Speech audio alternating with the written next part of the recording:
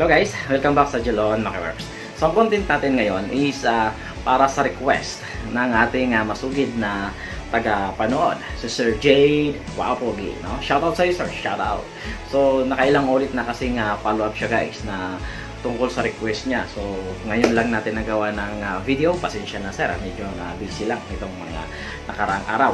So ang request niya is lalagyan natin ng switch yung ating tail light tsaka plate light, no? So dun sa ating handle switch, no? So ang ginamit niya natin sa ating handle switch is yung OEM left handle switch, no? So yan. So sa video ito, tuturo ko sa inyo step by step kung paano lagyan ng switch yung ating tail light at saka ang ating plate light. Kasama na pati ang ating park lights, no? So maganda rin yun guys, no? Makakatipid din tayo sa battery lalo na kung daytime, no? Hindi na tayo gagamit ng papatay na natin yung ating tail light at saka plate light since hindi naman talaga siya actually yung ginagamit kasi maliwanag na paggabi, tsaka lang natin sila ubayan. So yan, panoorin nyo guys para matutunan din ninyo. Okay, so bago ang lahat, no? Sa mga napadaan lang sa ating channel, please huwag pong kalimutang mag-subscribe at pakipindot po ng notification bell para lagi po kayong updated sa ating mga video. Then, please guys, huwag niyong skip ang ads. Okay, so salamat at simulan na kagad natin to.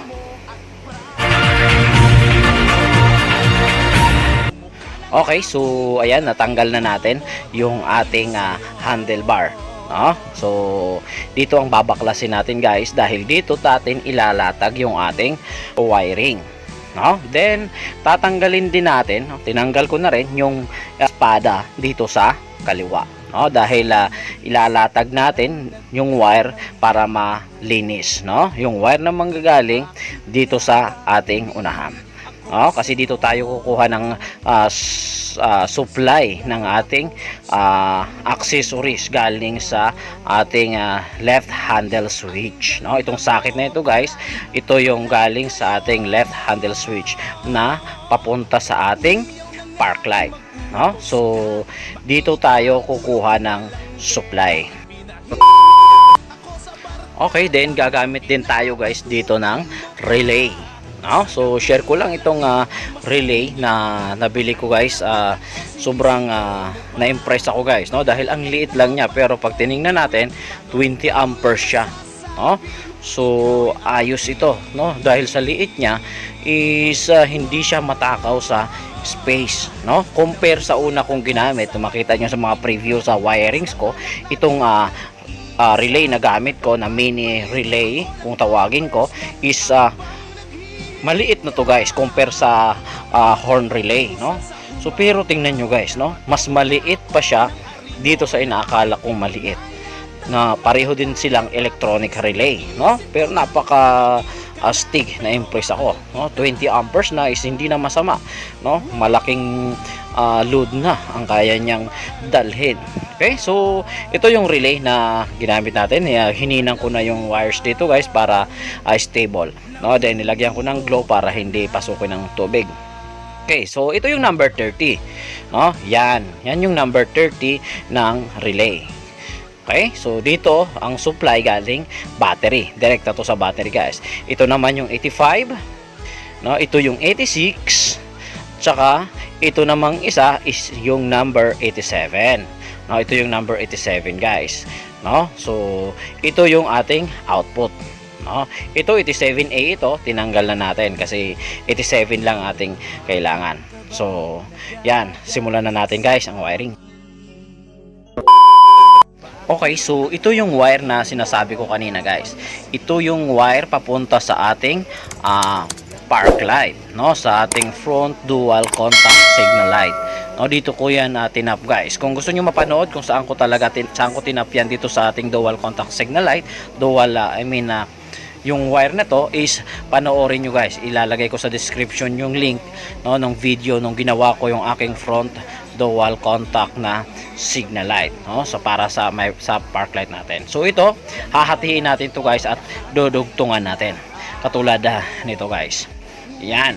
So ayan guys, dinugtungan ko na, pinutol ko yung wire kanina, tapos dinugtungan ko silang tig-isa, no, ng mahaba, no, para idiretso natin to, pagapang natin papunta doon sa likod. At pagsasamahin natin ito guys, babalutin natin ng tape para malinis pa rin siyang tingnan, no, katulad nito guys.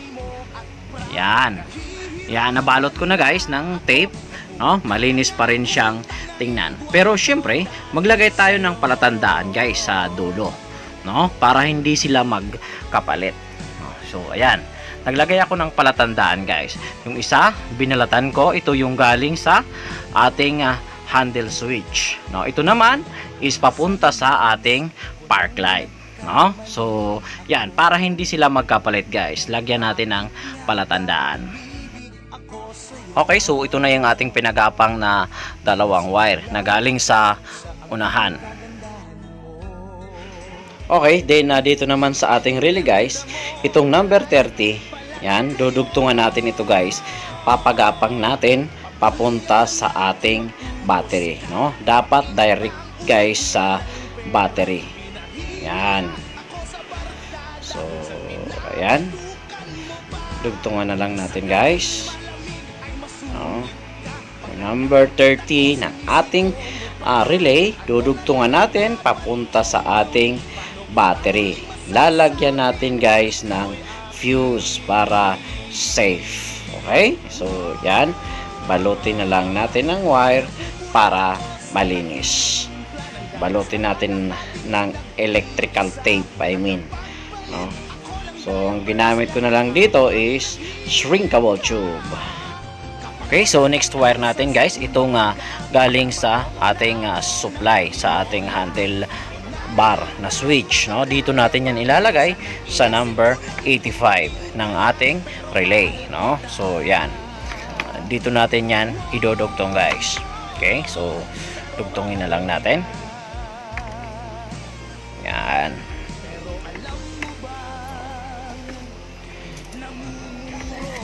Okay, so positive ang supply nito guys, no, galing sa ating OEM na left handle switch, no. Ito yung switch dati natin ng ating park light, no, kaya dito natin yan ilalagay sa number 85 ng ating relay. Okay, so yan, okay na. Next wire naman natin guys, itong ang natitira na lang sa atin is 86 tsaka number 87 ng relay. Itong 86 guys, dito natin yan ilalagay sa negative, no. So ang gagamitin nating socket is itong dalawa lang guys, no, itong puti, no, para spark light, tsaka itong nandito para naman sa tail light. Ang kailangan lang natin dito sa dalawang socket na to is color brown, no. So kailangan natin dito yung color brown guys. Ganun din dito sa kabilang socket guys, kukunin lang natin dito yung color brown, no. So ito yung brown na wire. Okay, so yan guys, gumawa ako ng ganito, no. Tinanggal na ko na yung color brown dito sa socket na to. Then papalitan natin siya guys ng pin, no. So binunot lang natin yung pin since ang wiring natin is under warranty. Ayaw kong magputol guys para iwas void sa warranty, kaya gumawa ako ng ganito para yun na lang ang isuksok ko dito sa pin na to, no. Pinalitan ko lang yung brown, tinanggal ko guys, no. Palitan ko ng pin, no, na para yan dyan natin idudugtong yung ating wire galing relay. So itong brown ng ating stock o papunta sa harness ng ating motor, so yan, dito natin yan ilalagay sa ating tinanggal kaninang wire. Ito yung ating galing sa GPS, no. Sa yan ko ikinabit yung sa GPS ng ating motor. Okay, so yan, pagka naganyan na, ibabalik na lang natin to sa socket, no, yung kanyang male doon sa kanyang female para maayos na tingnan. Okay, so susuksok lang natin ito guys, katulad ng pagkakalagay kanina, no. So idudugtong ko muna dito itong GPS, no? Para pagsama-samahin na ito dito sa taklob, no? Pag sinalpak na natin itong GPS ng ating motor, no? So balutin na lang natin ng maayos ng tape, no? Kasi itong brown na to guys, direkta to sa harness ng ating motor. Para kung gusto nating ibalik ulit si stock guys, yung ating wiring, so wala tayong magiging problema, no? So hindi tayo nagputol ng wire. Anytime pwede nating ibalik sa stock yung ating motor.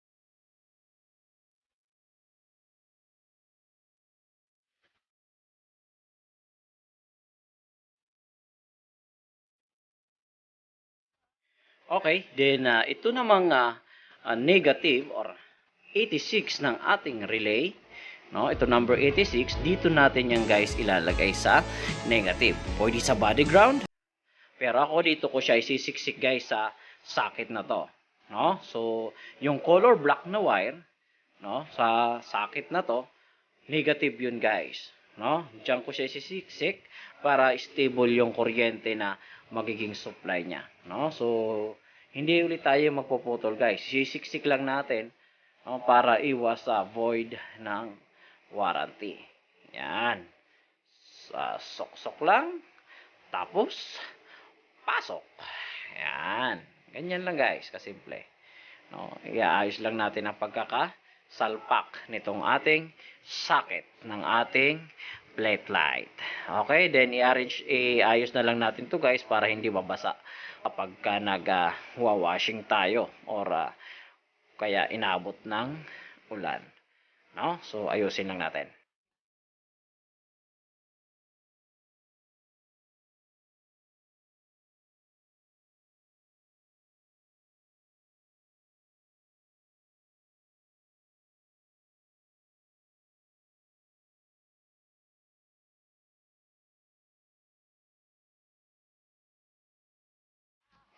Okay, ito namang socket na isa guys, no? Tatanggalin din natin yung color brown, no? Dito sa banda. Yan, natanggal ko na guys yung color brown. Hinugot ko lang guys para iwas sa void ulit sa warranty. Pwede nating ibalik, no? So, itong brown na ito guys, no? Pagsasamahin natin to, no? Para papunta dito sa number 87, no? Yung isang brown katulad nito. Yan. Itong brown guys na galing sa ating tail light, tsaka brown din ng ating plate light, no? Pinagsama natin guys, tapos dugtungan natin ng wire, no? Yan, para isa na lang ang wire na pagagapangin natin, no? Ayusin lang natin ang pagdugtong guys para hindi mag-loss. Then balutin natin ng electrical tape ng mahigpit na maayos para hindi pasukin basta-basta ng tubig, no? So kasi pag napasok ng tubig guys, diyan magsisimula yung corrosion, no? Then diyan din magsisimula yung pag-loss ng ating wiring, no? Yan. Ayusin lang natin ang pagbalot sa ating wire. Okay, so ito yung pinagsama ko guys ha, yung tail light tsaka yung plate light, no? Pinagsama ko na lang sila, yung parehong brown, tapos dinugtungan ko papunta dito sa number 87. Ito yung number 87 guys, no? So dudugtong ko ito dito sa isang wire, papunta rin yung galing doon sa ating park light, tapos yung ito naman galing sa tail light, dito rin natin yan ilalagay sa number 87. Okay, so sana nakuha nyo guys. Itong ulitin ko lang para malinaw. Yung galing park light na wire natin, tsaka itong wire na galing tail light at tsaka plate light, yung tatlo na yun guys, doon natin yan ilalagay sa number 87 ng relay, no? So ayan, ito yung tail light tsaka plate light, no? no? So yan, pakita ko sa inyo. No, dito rin natin yan ilalagay guys sa number 87, no? So since hindi abot, dito na lang ako magtatap sa gitna, no? So yan, ito yung tail light tsaka plate light, no? Then diretso yan papunta doon sa park light sa unahan. Pinagsama-sama natin yung tatlo na yan guys. Yan. Tapos balutin natin ng electric tape, no? Balutin natin ng mahigpit at maayos. Yan. Then dito sa dulo pa, isa pa. Ito yung papunta sa park light naman, no? Number 87 lang ang paglalagyan natin yan guys, no? Recap lang guys. Yung brown na galing na tinanggal natin sa plate light, yung brown na tinanggal natin sa tail light, no? So pagsasamahin natin yung guys, ilalagay natin sa number 87 ng relay kasama yung ating park light. Okay? Okay, so tapos na tayo magdugtong ng mga wire guys. So ayan, in-arrange na natin. Dito ko nilagay yung relay, di ba? Late lang. Then ito naman nilagyan ko ng tie wrap para hindi lumuwag, no? So i-arrange lang natin ng wire para hindi sawata-sawata, no? Organize lang natin para malinis pa rin tingnan, no? So ayan, then ibabalik na natin yung kaha ng ating motor para ready for testing na guys. 8 hours later. Okay, so ayun guys, testing na natin. Kabit na natin yung kaha. Yan. So pag preno natin, umiilaw pa rin yung ating tail light, no? Walang pagbabago guys, no? Pero pansinin nyo, naka-off. Yan. Pag i-on natin, mabubuhay yung kanyang tail light, park light, pati plate light, no? So sabay-sabay sila nabubuhay guys.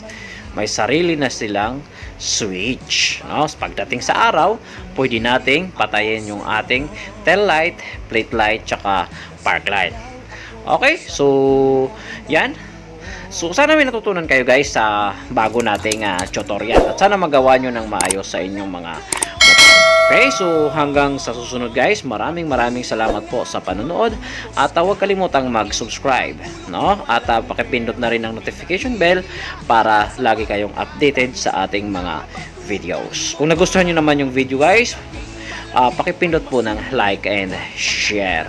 Okay, so ingat, bye bye.